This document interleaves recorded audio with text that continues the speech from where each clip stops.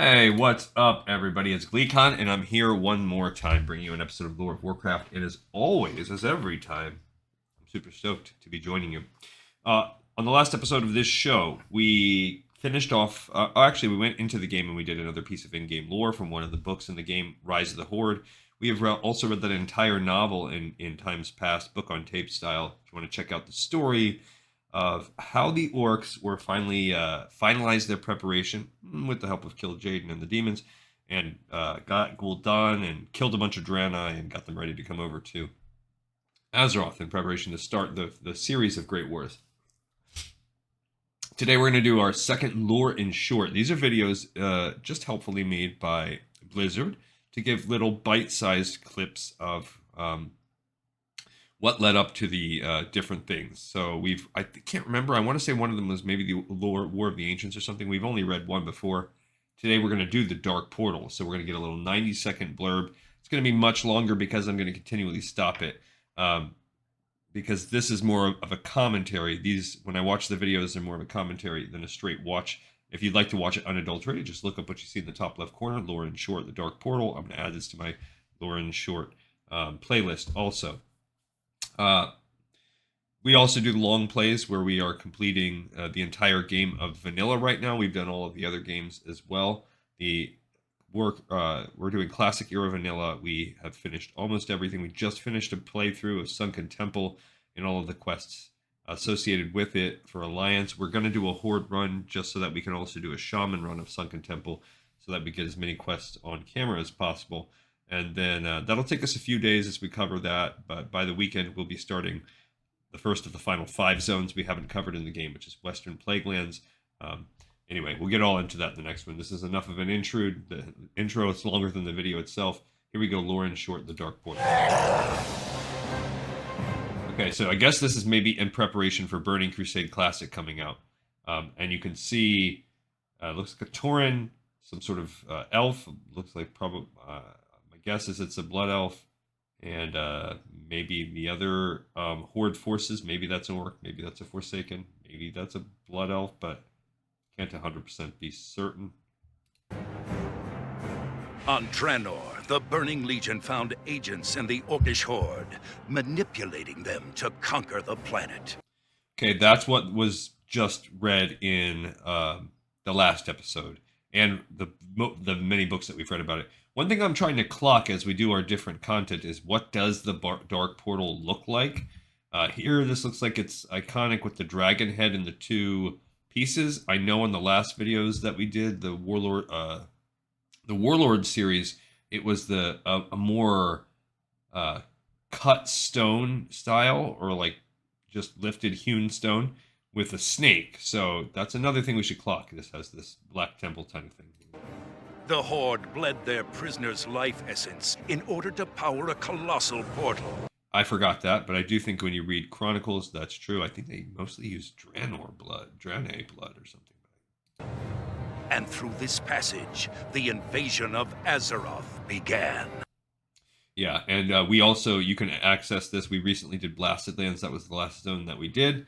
And you can see some cool the broken ones trying to reopen the portal, and we actually got them to open some mini portals through the quest line we did with the Draenor Spheres.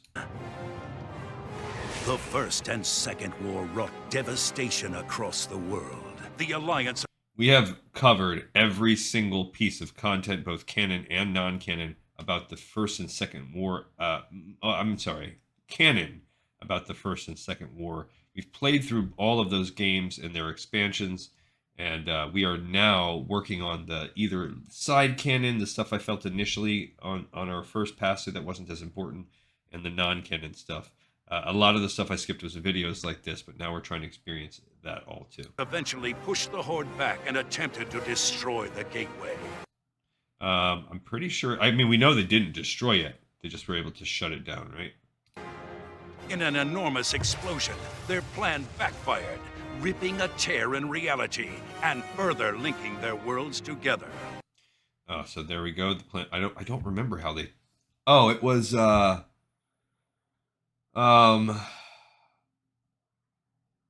It was wizard that went through with the Illyria Windrunner, and I believe they were the ones that tried to go it, and then they got stuck. There was a faction, and there's another video series that we read the script for.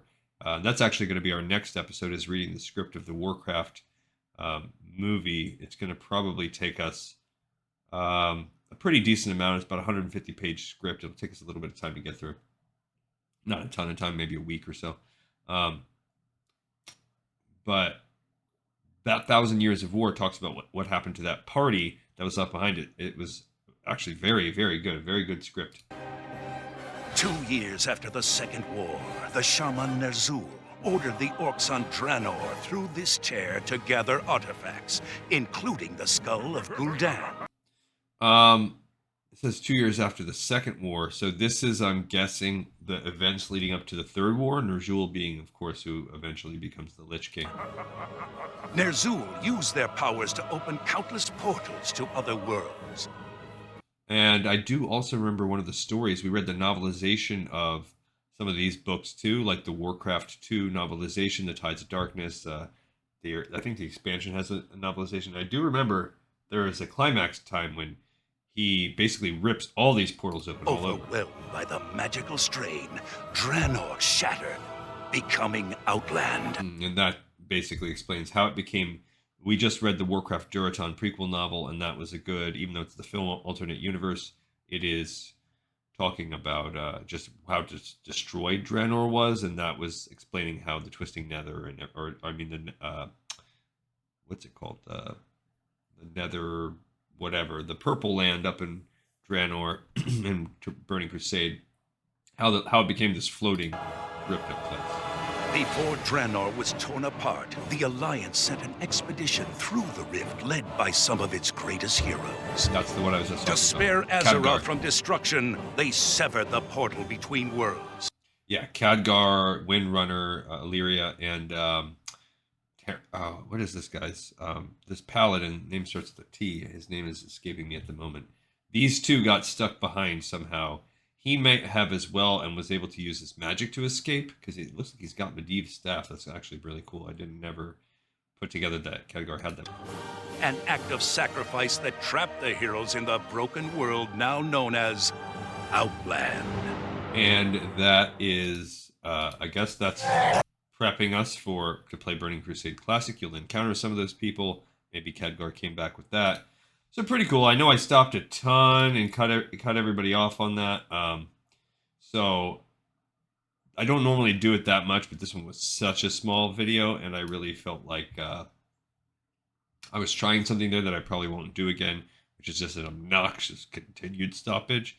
So hopefully you didn't hate it, but even hearing myself do it, I'm like, that's probably a little bit too much. Thank you guys so much for watching, listening, and tuning in, being guinea pigs as I guinea pig myself. That sounds sick. I'll see you guys in the next episode of Lore of Warcraft. This one's in the pipe 5x5.